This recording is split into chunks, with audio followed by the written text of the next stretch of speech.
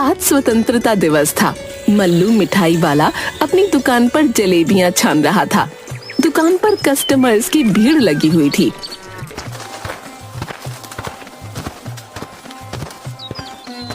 मल्लू भाई, जलेबियां कैसे दे रहे हो? 450 रुपए किलो। अरे अभी अभी तो 200 रुपए किलो जलेबी दे रहे थे। 1 घंटा 2 गुना से ज्यादा कैसे दाम बढ़ गया? आप ठीक कह रहे हैं सरपंच जी, लेकिन 1 घंटा पहले एक भी कस्टमर मेरे दुकान पर नहीं थे। अभी भीड़ को देख रहे हैं ना। अभी 500 रुपए किलो भी बेचूंगा तो हाथों हाथ बिक जाएगा। इतना लालच ठीक नहीं मल्लू, भगवान से डर। इतना लालच ठीक नहीं। इसमें लालच की क्या बात है? इसे अर्थव्यवस्था कहते हैं। मांग बढ़ेगा तो दाम भी बढ़ेगा। 200 रुपए किलो जलेबी लेना है तो कल आकर ले लेना। आज तो यही भाव लगेंगे भैया। लेना है तो बोलो, नहीं तो आगे बढ़ो। लूंगा क्यों नहीं, मंत्री जी अभी आने वाले हैं झंडा फहराने के लिए। ये लो 4500 रुपए, 10 किलो जलेबी तौल दो। उधर मल्लू का बेटा मग्गू के स्कूल में मास्टर साहब मग्गू से बोलते हैं, बच्चों, आज हम सभी के लिए बहुत ही महत्वपूर्ण दिवस है। आज ही के दिन हमारा देश अंग्रेजों के गुलामी से आजाद हुआ था। आज हम लोग शपथ लेते हैं कि हर गलत करने वालों का विरोध करेंगे, चाहे वह अपना ही क्यों ना हो।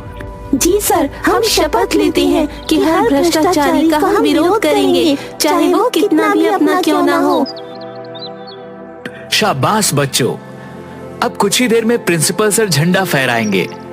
मग्गू, तुम 1-2 लड़कों के साथ जाकर अपने दुकान से 10 किलो जलेबी ले आओ। मग्गू 2 लड़कों के साथ जलेबी लाने के लिए अपनी दुकान पर जाता है।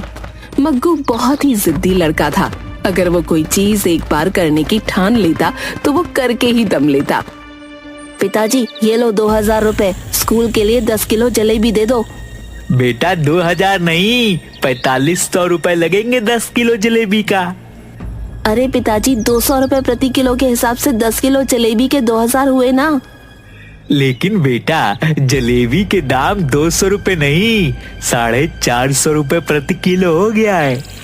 लेकिन पिताजी, ये तो गलत है। ये भ्रष्टाचार है और हम भ्रष्टाचार का विरोध करते हैं।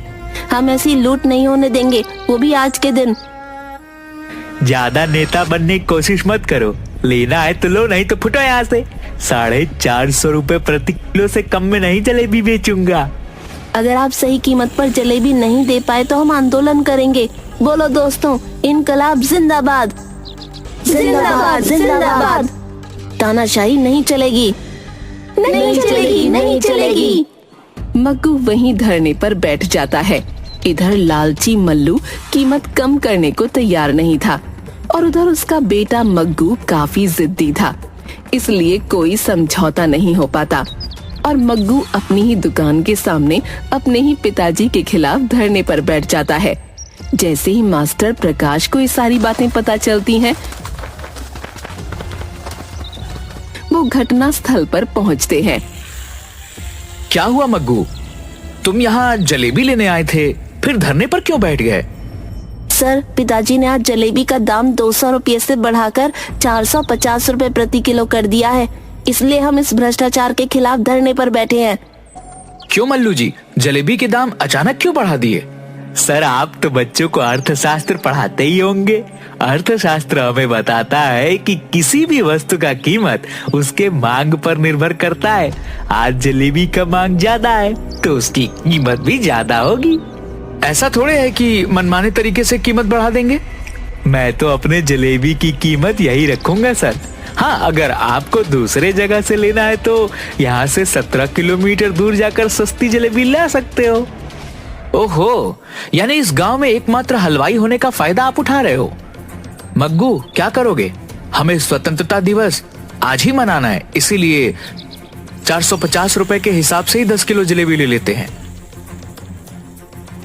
नहीं सर, आप आज के दिन भ्रष्टाचार को बढ़ावा कैसे दे सकते हैं? मैं भी हलवाई का बेटा हूँ। मैं यहीं पर जलेबी छानूंगा और 150 रुपए प्रति किलो जलेबी सभी को दूंगा। 1 घंटे के अंदर मग्गू अपने दोस्तों के साथ मिलकर वहाँ पर तंबू डालकर मल्लू की दुकान के ठीक सामने 150 रुपए किलो जलेबी छानकर बेचने लगता है। देखते ही देखते मग्गू की दुकान पर भीड़ लग जाती है। मल्लू के सारे कस्टमर्स मग्गू की दुकान पर आ जाते हैं। मल्लू का लगभग 1 क्विंटल छानी हुई जलेबी वैसे ही पड़ी की पड़ी रह जाती है। बबली, बबली कहाँ हो? बाहर आओ। देखो अपने लाडले को क्या कर रहा है। अरे क्या हुआ जी, क्यों आसमान सर पर उठाए हो? अपना मग्गू दुकान खोले हुए है और उसकी दुकान पर भीड़ लगी हुई है, तो आपको क्यों जलन हो रही है? सारी दुनिया चाहती है उसका बेटा आगे बढ़े और एक आप हो। सारी दुनिया अपना बेटा को आगे बढ़ते देखना चाहता है, लेकिन यह नहीं कि बाप को पीछे छोड़कर और घाटे में व्यापार चलाकर कोई आगे बढ़े। वह देखो दाम के दाम जलेबियां बेच रहा है। मेरी 1.5 क्विंटल जलेबियां यूं ही बर्बाद चली जाएंगी, उसको कोई फर्क नहीं पड़ता। अब तुम तो उसे जानते ही हो कि वो कितना जिद्दी है। अगर उसने जिद पकड़ ली तो वो उसे पूरा करके ही रहेगा। और तुम्हें क्या पड़ी थी 2 गुने से ज्यादा दाम पर जलेबियों को बेचने की? मैं कह देती हूँ जी, यही लालच आपको एक दिन कहीं का नहीं छोड़ेगा। आओ आओ चाचा आओ, चाची आओ, भैया और भाभी आओ, दाम के दाम जलेबियाँ खाओ, स्वतंत्रता दिवस धूमधाम से मनाओ। तभी वहाँ से सरपंच जी के साथ मंत्री जी गुजरते हैं। मग्गू की दुकान पर भीड़ देख हुकुमचंद जी, ये आपके गांव में इतनी भीड़ क्यों लगी है? शायद कोई जलेबी की दुकान है, लेकिन ठीक सामने अब बड़ी सी जलेबी की दुकान में एक भी आदमी नहीं, ऐसा क्यों? मास्टर जी, मल्लू के दुकान के सामने किसने जलेबी की दुकान खोली है? और उनके दुकान पर भीड़ है, इसके दुकान पर की भीड़ कहाँ गई? सरपंच जी, मल्लू ने अपने जलेबी का दाम दुगना से भी ज्यादा रखा था। उसी के खिलाफ उसका बेटा मग्गू दाम के दाम जलेबियां बेच रहा है, इसीलिए वहाँ पर सारी भीड़ है। वाह, इस युग में इतना अच्छा विचार वाला लड़का। सरपंच जी, मैं उस लड़के से मिलना चाहूंगा। बेटा मग्गू, जरा इधर आना, मंत्री जी तुमसे मिलना चाहते हैं। नमस्ते मंत्री जी। मंत्री जी जिंदाबाद जिंदाबाद जिंदाबाद, मग्गू जिंदाबाद जिंदाबाद जिंदाबाद। देखो मल्लू, अपने बेटे से कुछ सीखो, किस तरह लोगों के सेवा के लिए तत्पर है। तुम्हें अपने बेटे पर गर्व होना चाहिए। क्या खाक सीखे? इस नालायक ने अपने धंधा में कुछ भी नहीं कमाया और मेरा धंधा भी चौपट कर दिया। 1.5 क्विंटल जलेबियां मेरी बर्बाद हो गई। जितना मैं सुबह से कमाया था सब घाटा में चला गया इस नालायक के चलते।